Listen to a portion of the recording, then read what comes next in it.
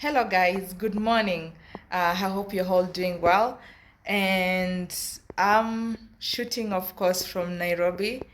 And on today's video, it's a bit sensitive, it's a bit serious, but well, um, I have a special guest today in the house, and we're going to interview this person. He's the kind of person that he had a very hard childhood, and he encountered a lot of challenges until he reached some point that uh, he was separated from his family, and he got lost, and then he got lost for like 2 years, and his family were terrified and depressed. They didn't know what happened to him. They didn't know if he's dead or alive because they've been looking for him for quite like 2 years. And then later on, he relocated himself back to his family. And this person, during this time that he was lost, he became a street child, and he encountered a lot of uh, here and there. You understand, the story of a street child wasn't easy, but thank God that he was able to relocate himself to his family. And later he went to school. He finished his junior, we call it primary school, and then later went to high school, though he finished a bit late. And he graduated from high school, and now he wants to join college. So ladies and gentlemen, meet this person, and then this person is my brother. How are you, bro? I'm so fine. How are you? So fine, my sister. Uh-huh. Okay, I'm Digdon. Mm-hmm. You can follow me on all my social medias, Instagram and Facebook, and like that. Okay. Yes. I know you just traveled. Yeah, guys, he arrived this morning. He was from is from Kitale. So how is Kitale? Oh, Italy is so cold. It's very cold. Cold. Does it rain a lot? Rain is almost every day, but cloudy sometimes. Just like that. Okay. Yes. Wow. So where do you live? Would you live with in Kitale? Oh, I live with my aunt and my cousins. Today he came to Nairobi because we want him to join college. He really wants to be a plumber. We'll later do a sit down and explain the story of the whole experience of being a street child, and and later, you know, coming up and meeting his family, and now that he wants to join college, which is very exciting. So but right now we want to head to the college and do this process of we want to know how much how much is the cost of the course, and the accommodation, everything we want to put in together, key in the factor, so that we will know how much it costs, and so that he can be able to join in January. Hey guys, welcome back. So this is the following day from my first shoot. A lot of things have happened. I was so held up with a lot of stuff, and yesterday we managed to get a college for Duke, and so today he has to go back and finalize with the application for the course that he wants to do. He wants to do plumbing. That is the course that he fits that he really wants to do it. So so here we are again, and of course on this video from my previous shoot, I want you to hear Duke's story, because it's a very can I say a sad story, but at the same time there's light now, and I don't know, but I know there are people out there maybe have gone through the same thing that Duke went through, and they'll be inspired by his story, that there's no situation that is permanent. I want to welcome Duke because he's here, so that he can tell his story of the whole story of his experience being as a street child, how he got lost even, and how he relocated himself back to his family. So welcome, Duke, and of course, I'm gonna help you through it. Don't worry. Hi guys. I'm here to help you. I'm Duke. Yes. From Nairobi. From Nairobi. Yes. No, we're from Nairobi. Yeah. Yeah. So I'm gonna give you a little bit of a background of our life before he jumped into his story. So we are three. We are three kids. I'm the firstborn, then Duke, then Secondborn. yeah, and then my sister Cynthia. You saw her in the last two videos in Kisi. So it reached a point that my parents separated. That was in 2006, if I can remember well. Yeah, they separated, and we were taken with my dad, with dad, me and Duke. And by that time, Cynthia was very little. So she went with my mom.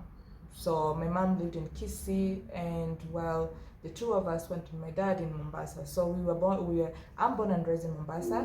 Duke is born in Kisi, but he later joined us in Mombasa, and we were brought up from when he was like 5 years old. That's when you came to Mombasa.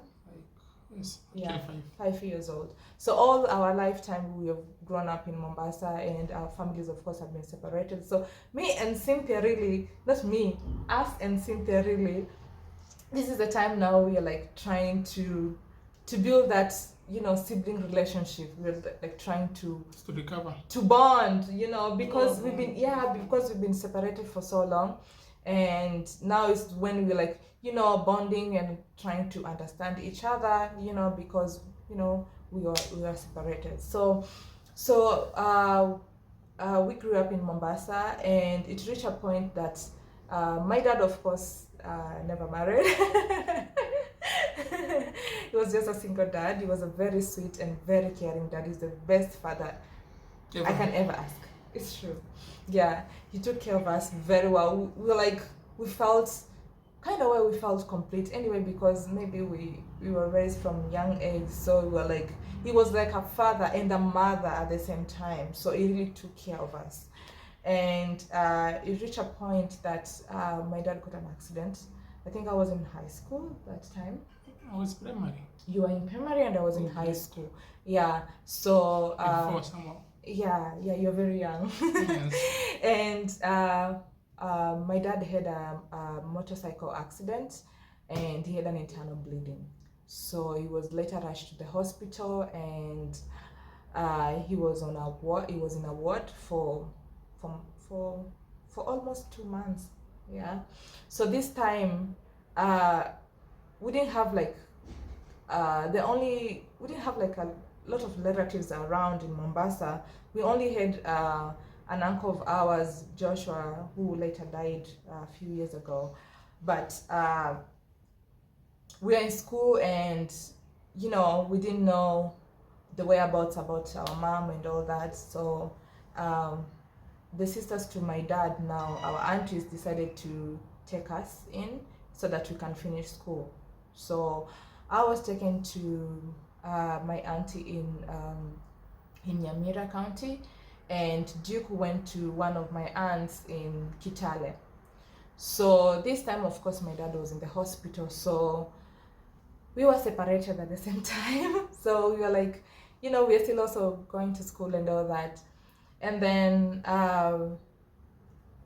later on, Duke, of course, was stressed, and there was a lot of challenges where he had in Kitale, and one of my aunts from Migori came to take him to Migori, and he later joined to school.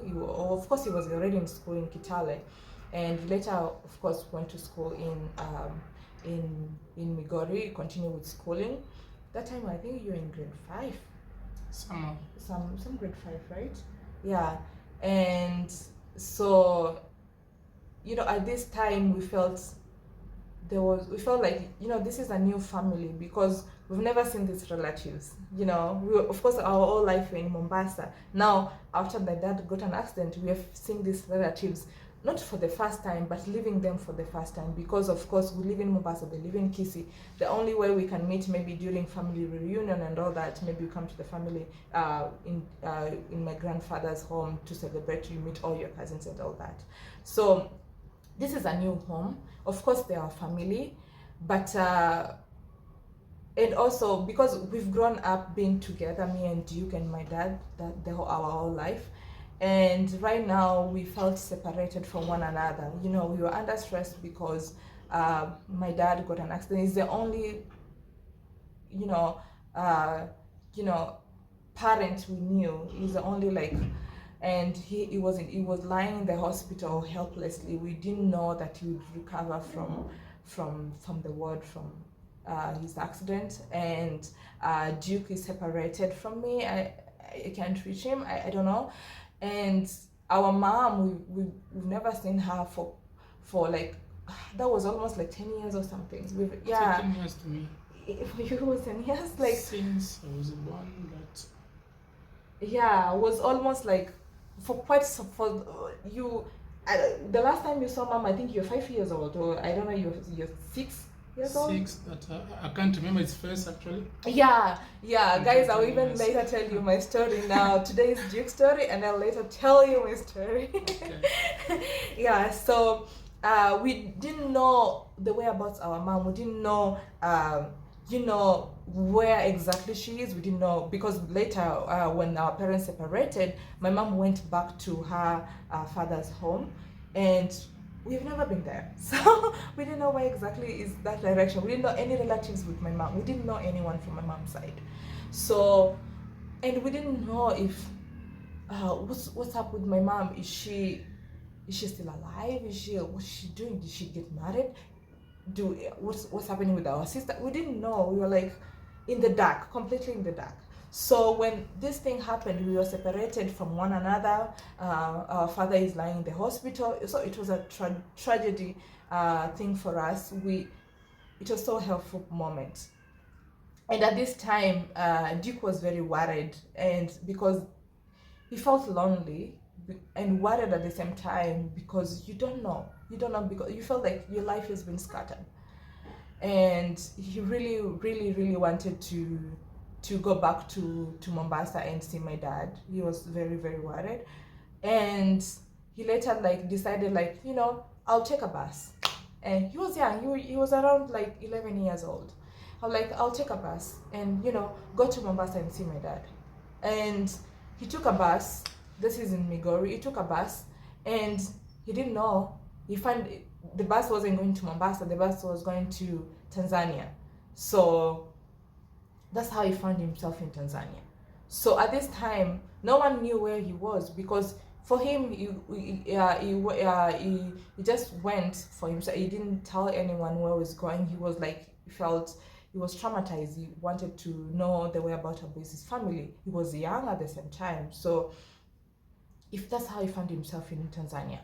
And maybe if you're from there, you can take on the story when you got in Tanzania, what happened to you, because you had gone for quite so long time. You had gone for almost 2 years. Imagine, for 2 years, someone is missing for 2 years. You really don't know. I mean, I'm emotional right now.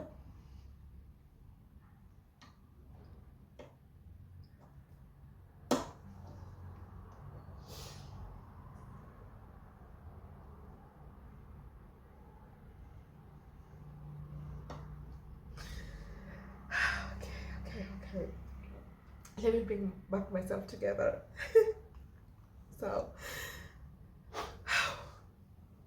So in 2 years, I mean, we didn't know what happened to him. We didn't know, is he still alive? We didn't know. No one would tell us that where exactly he is. No one knew where he is. We didn't know. Did he got kidnapped and killed by someone? We didn't know. So our family kept on looking. We kept on we kept on going to pastors, you know, if they can prophesy about where a brother will be, like, it was.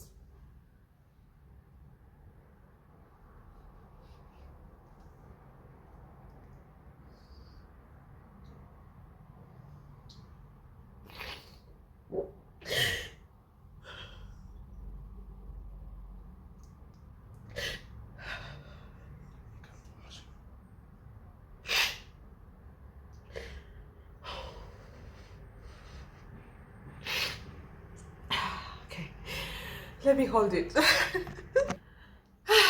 guys, I'm back again. Strong.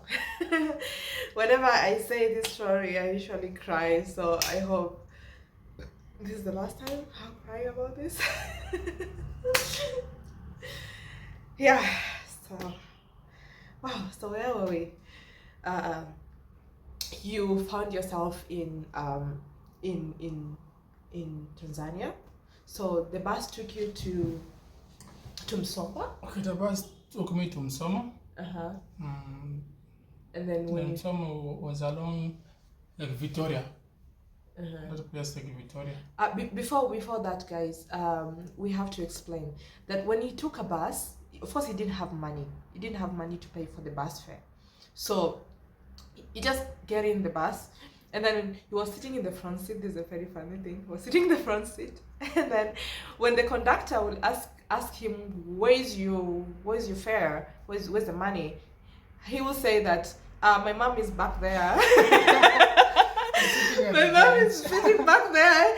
She will pay for me. And then now the conductor is, continuing ask other people for money, and then the bus is still moving. And the conductor is like, "Where's your mother?" people already evaluated on the way. They're like, where's that mother of yours? Where is the mother to pay for you the bus fare? And then he's looking at the bus. Of course, he was just alone. And then he's looking back, he's like, "Oh, I think I forgot him in Kenya." I'm shocked where my mother's gone. Yeah. That was smart. I look at the face of surprise in my face. The conductor assumed that is true. Yeah, you are like surprised. Oh, so my mother's not here. I think I left my mother in Kenya. I think I left my mother behind. Yes. So I'm like, I have to arrive and then take a bus and then go back and find my mom. Yes. That is what I told the conductor. When I arrived, I took another bus and go back. But that was... That was a way just for you to get to wherever you were going. Actually, yes. That was funny. Yeah, so tell me now, when you reached to the end of your journey, the bus took you to Msoma? Oh yes, the bus, we arrived at Msoma. And at Msoma, so... first I didn't think that the bus was going to Tanzania. Yeah, you didn't know, of course. Yes, You just thought it was going to Mombasa. Yes, going back to Mombasa. So when I actually found myself at that place, so actually get out the bus and sit anywhere. Yeah, because you didn't know anywhere. You didn't have anywhere to go exactly. And I arrived late. Yeah, it was late at 5. Oh, okay. 5, almost 6 there. Okay. So I sit waiting for somebody that is not there. So when I seated a long time, I was actually hungry. And I was seated outside one shop of one mother even. So the man saw me sitting there, saw me for quite some time. Yeah. So she asked me, "Where is your mom? Where are you from? Yeah, why are you stranded? What are you doing here?" Yeah. So the time I was speaking, I didn't know what to say. Of course, yeah. I didn't know what to say. So I was just quiet. Just quiet. I'm telling about my parents, but she didn't know anything. I told him that I'm Kenyan, but she doesn't believe it. Yeah, of course. Like I'm a child by yourself. How would there, you here in Tanzania? Exactly. Yeah. And I was wearing uniform. You wearing a uniform? Yes, a uniform. Yeah. Okay. sweater and trouser, and not trouser, short. Okay.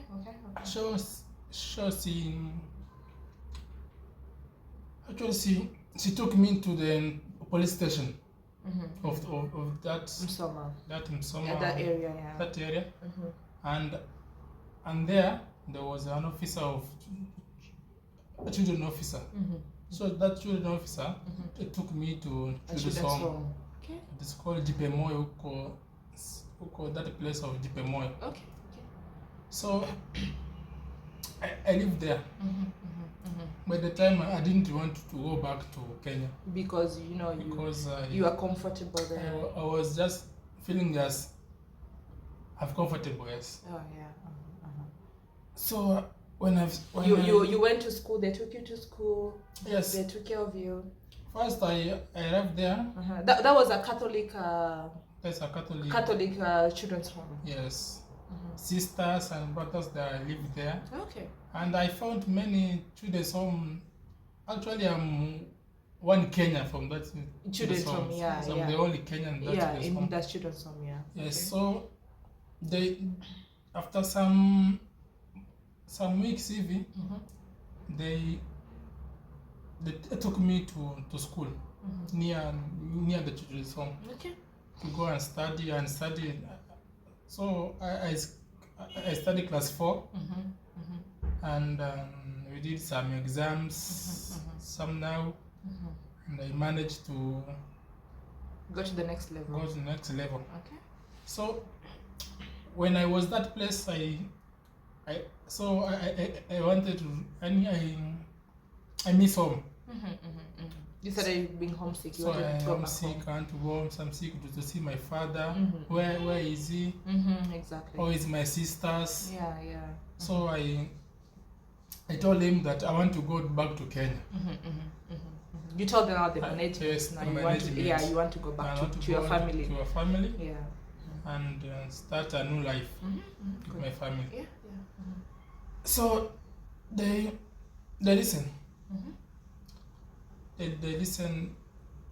That was after 1 year and a half. The post that was I'm living there. So they took me to the bus station, and they paid the fare to go at the border of Tanzania and Kenya, called Sirari. And when I arrived there,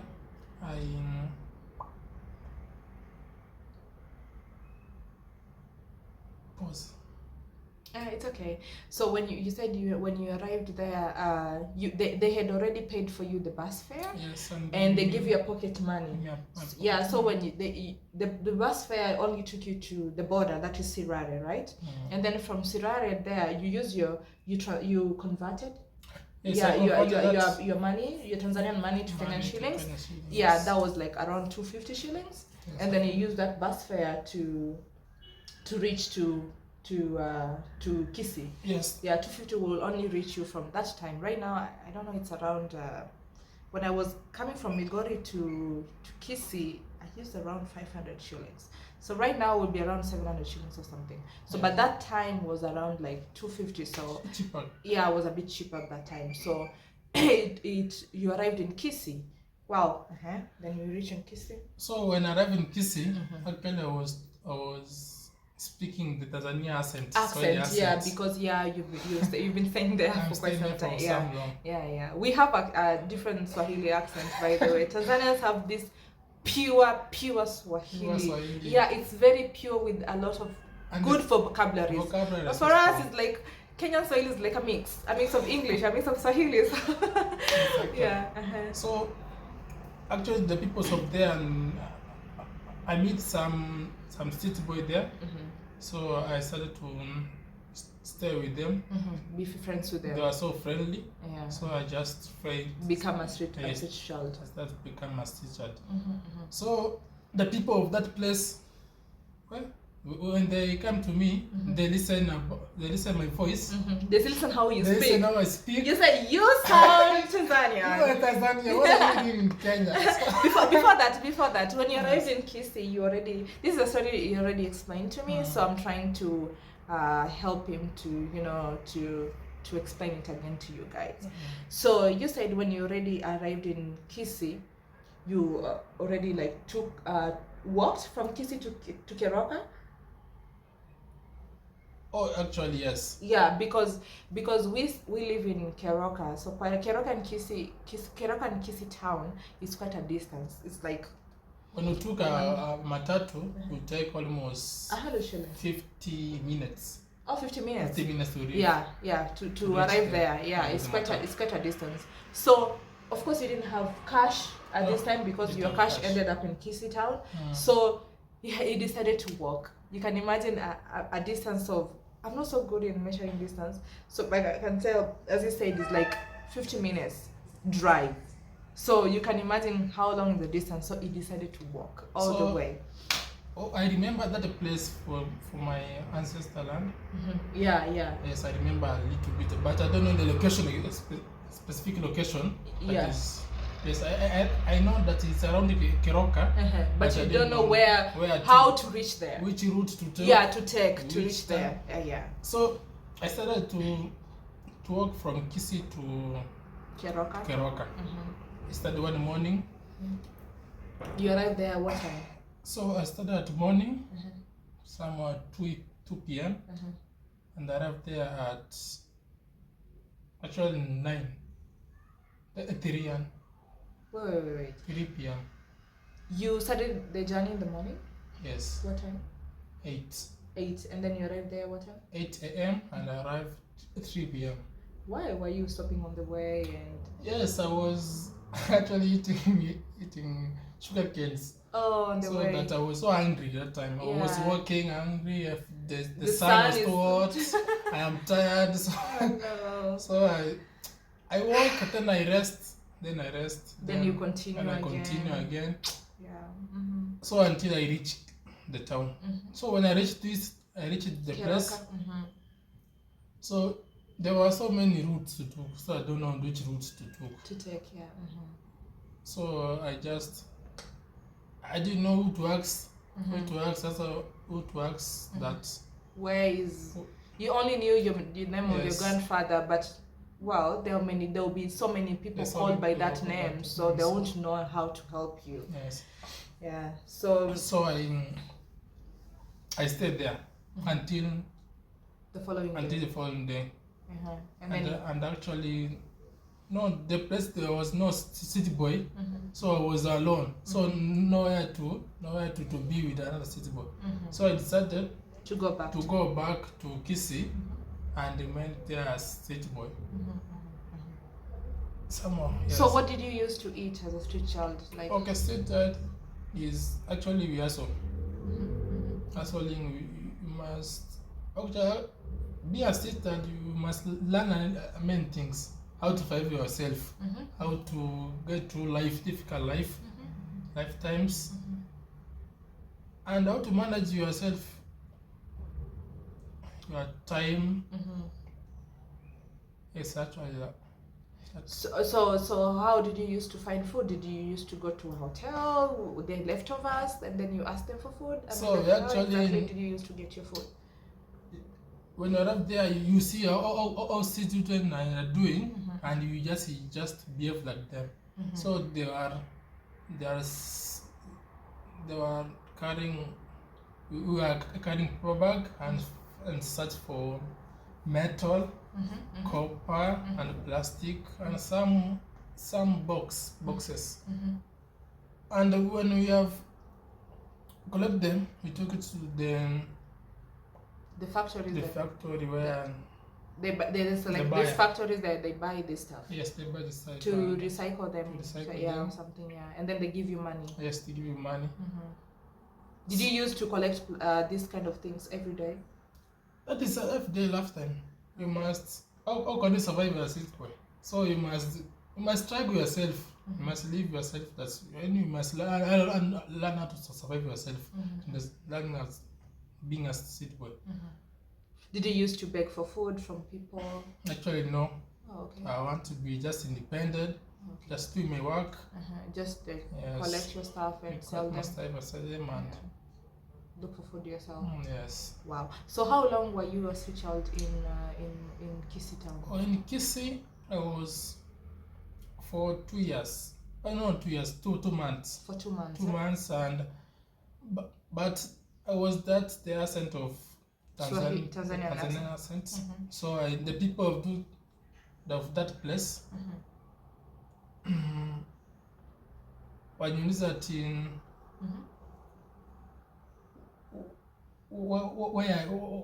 what are you doing in Kenya? You are speaking as a Tanzania. So they are assuming that I am a Tanzania. I ran for Tanzania. I'm in Kenya. So they wanted to take me back. They didn't want a Tanzania street child in Kenya. So they took you back. Took me back. They forced you in a car. They forced me actually. In a car, and then they took you back to the border. Yes, they don't. And I returned to the border of Sirada, the border of Tanzania and Kenya. Yeah. Then when I reached there, so I decided to just continue in Tanzania because the Kenyan people don't want you. they want me in Kenya. Oh my God! What is I'm laughing, but it's so sad. So I took then another bus. Another bus to. At the time I had some money that I've saved that. Oh, from collecting that stuff. So I took a bus to Msoma. Okay. That place I know, to Msoma, and I be there with my friends, my street. Yeah, your friends. They remember me. So I. So there's something you didn't explain here, because you were living in this initially when you first reached Tanzania, you were later taken to the children's home, but reached some point that you had been asking. This I'm explaining to him. They reached some point that because he has been wanting to go back home, and the process has been like too long, for them to take him back home. So he decided to run away from the children's home. He wanted to take himself back to Kenya. So later in that process, of course, he met other child in Msoma, and of course he was there like as a street child for quite some time before again he moved back again to the children's home. That's when now they planned now, and then they took him now to Kenya. So of course he was in the children's home. He later went to be a street child for quite some time. Then he went back later. He went to the children's home, and then that's when they organized for him to come back to Kenya. And then when we came back to Kenya, he reached in Kisii, and then they forced him back again to Tanzania. So and then he later joined his friends with the street children in Msoma. Okay, continue. So when I was in Toma,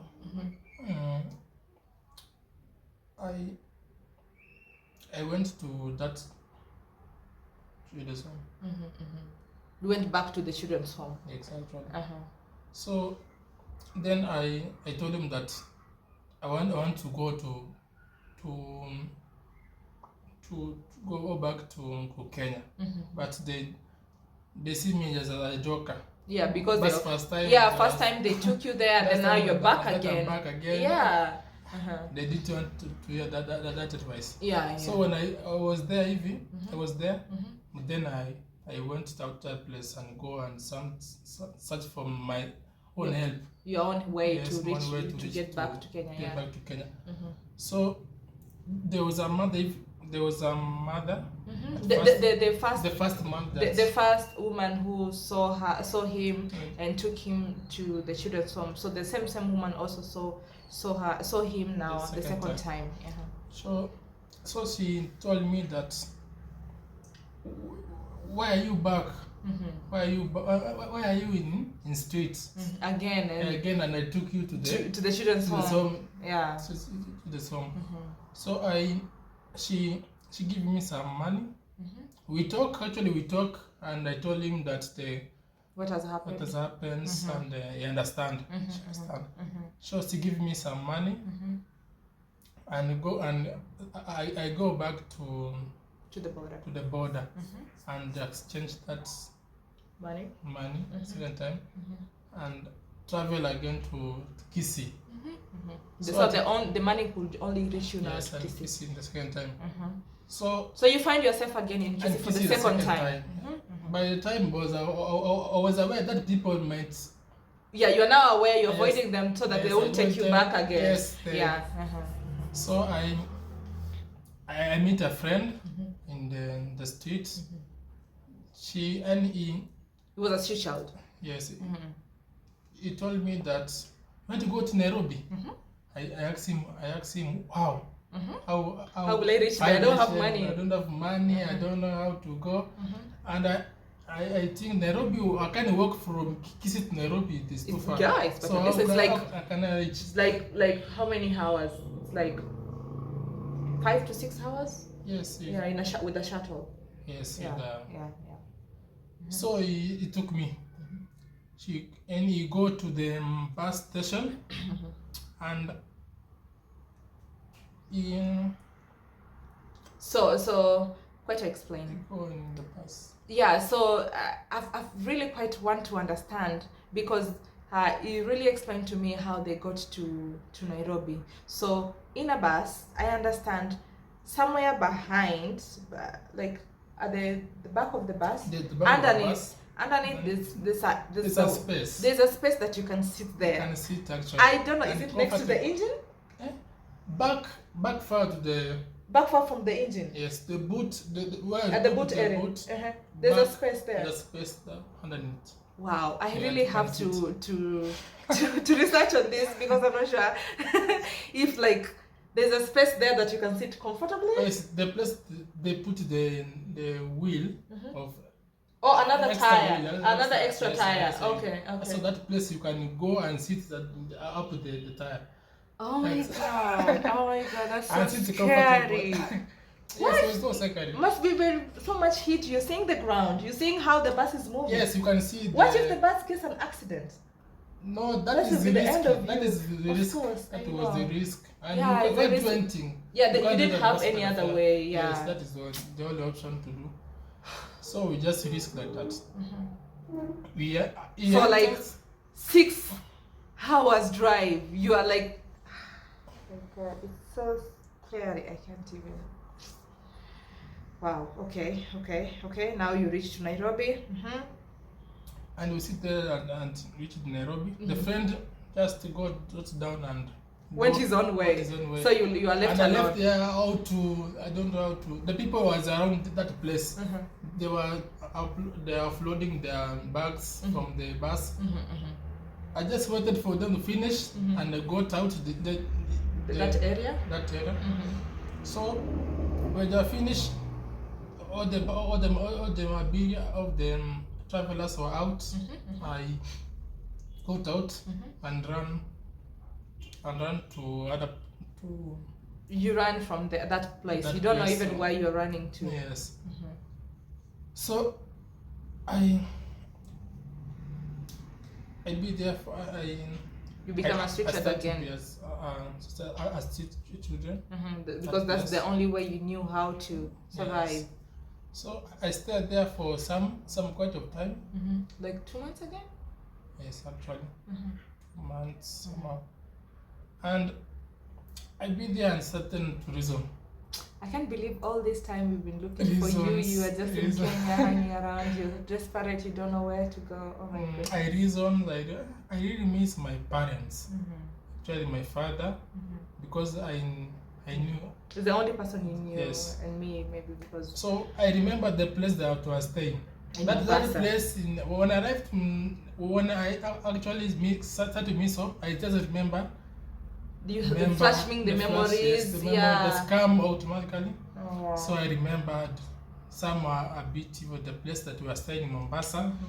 So I remember that friend that showed me the lesson that show you how to travel, how to get in under the bus. So I mastered that skills. Yeah. That I apply again. You use that again you use a bus now that goes to Mombasa. You went through the same way. That place I was staying along Modern Coast bus station here, and I studied the bus that were going to Mombasa.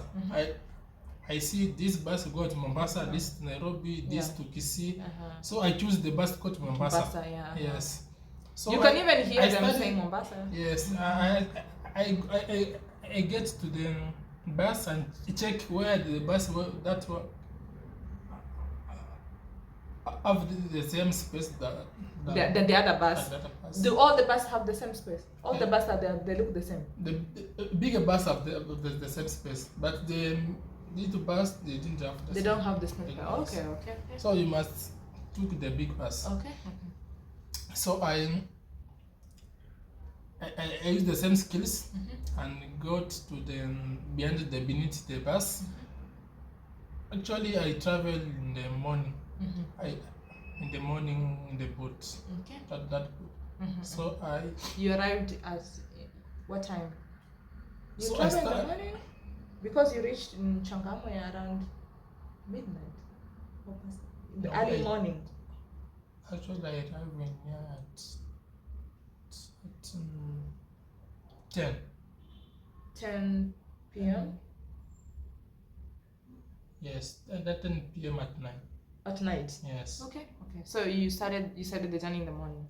Yeah, I started in the morning. Morning. Yes, yeah, because it's around like, is it 9 hours or oh my god, is it 9 hours from Nairobi to Mombasa? Actually, it's gosh, quite long, yeah. So the bus took off. That place there was so heat. There's a lot of heat down there. To Mombasa, I traveled at day. So daytime, the sun was just hot, really hot down there. So you can't sleep that there. You must be alert and holding somewhere to hold. Even the people, there are mentors down there. Yes. If you hold them, they're very hot at the same time, right? No, that place is down there. There is that place is somewhere front of me. And behind there, this method. We really need an engineer in this story. Okay. Actually, I don't remember much, but I hold some metal that place that were hanging, and so I mean, let me say, were you sitting on the tire, or you were like hanging somewhere on the metal? You are sitting on the tire, but holding some metal. The bus. When you reach the bumps, okay, you can find it. Oh my goodness! When that bumps, so you must be careful. But oh my goodness! If you don't hold it, you might find yourself. So you can't even know if you're getting to the bump. So you have to hold. Yes. You have to be awake all this time. Accidentally, you find yourself in the bump. So you just fly off. Flying off, and you're hitting yourself. Yes. So must hold the metal so that you cannot. It's the above. That's so risky. That's very risky. Yeah, that is the way to survive in the past. And that was the only method of traveling. Yeah, I know. To reach to Mombasa. And I was so alone. So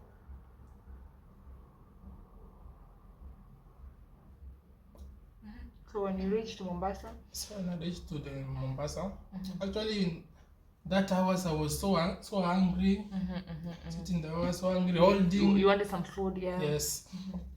So when I arrived to Mombasa, some place called Changamwe, the bus was stopped.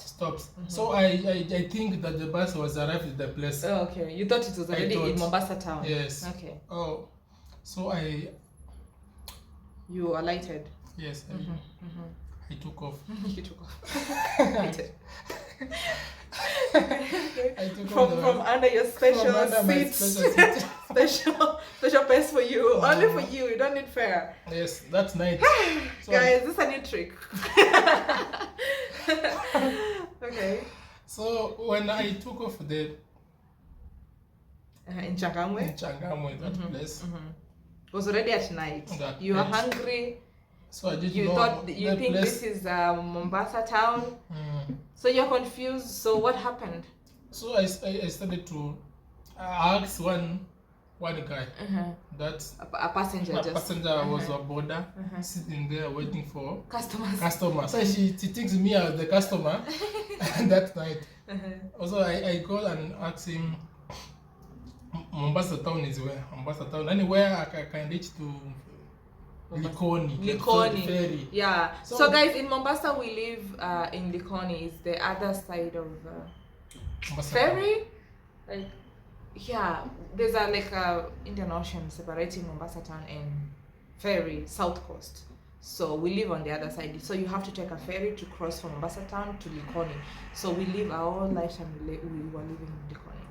That's where even my father is right now. Oh yes. So when I arrive in Mombasa town. Oh, so you asked night, this guy. that late night. So I just sleep there, Mombasa town. Oh, so first of all, you asked this guy where is Likoni. He told you have to reach Mombasa town and then take a ferry to the other side, yes, right? He told me the direction, so I started walking to go to that place. Jesus. That night. And Changamwe to Mombasa town is like, oh my goodness. We drive, it's like 30 minutes. Yes, actually. Yeah, I think it's 30 minutes with 30 minutes drive from Changamwe to. Yes, actually walked the whole night. Actually, not 30 minutes. I think it's less than that. I think it's like 20 minutes or something. Somehow. Yeah. When I arrived at Mombasa, so I was so tired. So tired, frustrated. So I relaxed. I found some place to sleep. I sleep until morning. So when I reach at morning. So you only sleep maybe at someone's shop down there. You just find yourself. You sleep, or you find some boxes and then you sleep on it. Oh, you sleep anywhere. So sleeping on the ground. My skin sleeping on a cement. Very cold. Must be very cold. Yes, I was so used to that. Used to that. So I didn't feel the cold that much. Okay. So I sleep. The next morning, I take a walk to the ferry, to the beach. I swim to wash myself, and took the ferry to another side of the town, the Likoni side, and I walked to home. Now from ferry now Likoni. There's also quite a distance to where we used to stay. We used to stay at a place called Soweto. Yes. So it's also, you can walk, but it's like 1 hour, 2 hours walk. It's quite a distance. From actually 1 hour 30 minutes. 1 hour 30 minutes. Quite a distance, yeah. And you understand how Mombasa is very hot. Yeah, Mombasa is hot. Yeah. So when I left there, I was so my skin tone was different. I was so dark. Yeah, with all the sunburn. All the sunburn and the. So actually not bad city boy. City boy we don't bath actually sometimes. Yeah, where will you even have water to take a shower? Yeah, so when I left there at the place, I remember the place that we were living before. Luckily we had not moved to another place. Yeah. Yes, actually. So at first I was so feared to go and when I arrive there I nikifika nitakuta hapo. Oh, okay. If you'll find us, you are scared. You don't know if we have already moved. If you get us there, so you're worried about that. So I ndificha kwa nyumba kando, nyumba ya kureti nyingine kando hapo hivi. Ndio nisubiri kama mtaona mtu anajua nimuulize kama bado tunaishi. Kama bado mnaishi hapo. So what he's trying to say is that so when he reached there, he had fear that are we still in the same place? So he hid himself at the corner of the house. This is a plot that it's not our own house. It's a plot that you rent to stay in. So outside, of course, he was just hiding somewhere, and he was waiting to see anyone that he knows and to ask them if are we still there, if we were still in the same spot or we moved. So yeah. Yes. Then I found a little boy. His name is Vicky. It is Vicky, yes. Yeah. So I he saw me from far and he remember my Your face, yeah. and shouted, Duke! What? She was so excited because at this point, let me tell you guys. So, let me tell you the experience of how my brother now came. So, after this has been 2 years. Of course, I was in high school and I already finished my high school, and I went back to Mombasa to be with my dad. At this time, my dad has already recovered. He was already out of hospital. He was already back to in his feet. So I later joined him after my high school. I later joined him in Mombasa, and of course this time we were still trying to look for Duke. We were like, yeah, I don't want to go back to be emotional. So I mean, like, when at this time I was on a Sunday. I remember it was on a Sunday. It was December. I can't really remember the date, what exactly, but it was in the month of December, and it was on a Sunday. I remember the day. It was on a Sunday, and I had gone to church because of course I was a youth, and we usually have these youth practices. For us, I'm a Seventh-day Adventist, so we go to church on Saturdays, and on Sunday, so we go to practice choir, this kind of stuff. So of course I was in church, practicing singing and all that. So my dad was already gone to work, so there was no one home. And then there was these neighbors who we have been with for quite some time. So we had became like family with them. They were like family friends. So we had in this same apartment or same building for quite some time. So we know each other. We grew up together. So they know us. We know them. So one of the neighbors' child, quite the same age with Duke, saw Duke when Duke was trying to hide and trying to see if you can see anyone who knows, or you can see us or something. So this boy saw Duke. Of course, he remembered Duke's face because they grew up together in Mombasa. So it's like, what, Duke? And of course, everyone knew about our story. Everyone knew that our brother is missing. So of course, when he saw Duke, he was like, what, Duke? And Duke, of course, was terrified. You're terrified? Yeah. Did you run away? No, I hid. And then he continued hiding. So this boy went. Yeah, he went back home because we were not around. So he went back to his mother. He was like, Mom, I saw Duke. And my mother, what? I was not believing. Yeah, we couldn't believe, because this is the person we haven't seen for quite some time. We haven't seen for years. I'm like, what, you saw Duke? I'm like, yeah, come and show me. Come show me where he is. I'm like, hey, let me show you. So he went there, and of course they found Duke there. It was like, I don't know, it was a miracle. Yes. It was a miracle. Like, this is a person that have been missing for years, and then he come direct home. I mean, like, this was a big miracle. It was like you appeared from somewhere. Yes. Wow. And then the first thing they did, they took Duke in. They tried to give him food because he was so hungry. He looked different, the skin looked different because of the hardship being as a child. The clothes were torn. You can understand how street children looks like. So immediate thing, she called my dad, because my dad was not around. So he called my dad and saying, hey, Duke is here. My dad could not believe it. Are you serious? He cried. Yeah, are you serious? Are you playing with me right now? I mean, is it serious? I mean, like, my dad stopped whatever he was. I don't know where he was. He was very far from home. Yes. It was like he rushed home because he couldn't believe it. He rushed home, and then when he saw Duke, because I wasn't around, I was just like, the tears were falling down. His tears was just flowing down. Yeah, he just fell on his knee. He was crying and praying and thanking God for this miracle that has happened.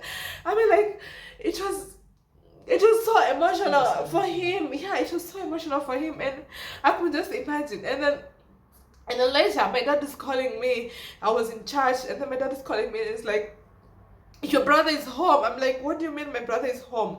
It's like, come, your brother is here home. Come right now. So I rushed. I didn't even tell anyone at church. I just rushed home. So now when I reached home, It was Duke. It was my brother. I've not been. I couldn't believe my eyes. It was. I can't even really explain the experience. It was like I can't even explain the feeling. I couldn't even believe my eyes. This is my brother that we've been looking for him for years, and now he's back home. He brought himself back home. For me, it's like he just appeared from somewhere. It's like an angel. It just appeared from somewhere. We couldn't believe our eyes. So, and then we are like, of course, we called back everyone home now because everyone was worried. Everyone didn't know what was going on. So we called everyone home. We said, listen, we found Duke. Duke is now back home. People were celebrating. From my mom, this time she called me. Of course, this time we're already united with my mom, and she called. It's like they were celebrating. They even did a party at home. They couldn't believe it because it was a miracle that has happened to us, and it was in December. And my mom was like, I really want to see my child, because the last time my mom saw Duke was when he was a young boy. Yeah, because we got separated, and then he went missing. So my mom had not seen him for quite some time. So my mom said, I want to see my boy. So we plan of course we plan to go back now to Kisii. Me and my brother now traveled to Kisii now, to my mom's place, so my mom could be able to see Duke. And everyone was home. Everyone, my aunties, my uncle, my grandfather was around by that time. The neighbors, everyone was just there to come and see this miracle that has happened to us, because everyone was there. Everyone has given up. We didn't know. And it was a miracle, really. It was a miracle. Really. This is a miracle that I can ever testify that really, really God lives, and really miracles do happen, because my brother just appeared from nowhere and he just came back home. Wow.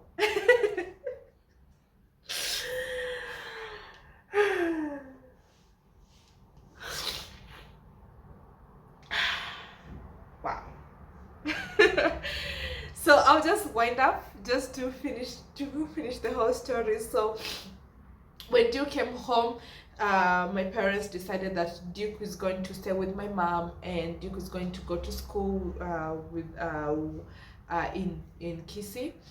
And Duke, of course, he continued with his schooling. He went to primary, finished his primary. He later joined high school. And then, of course, this time, my mom moved from her home, and then later came back to my father's home, where she's married. And of course, when we before everything, when our parents separated, of course we had a house, we had a lot of things, a lot of properties, we had even a lot of animals that we used to do. But when our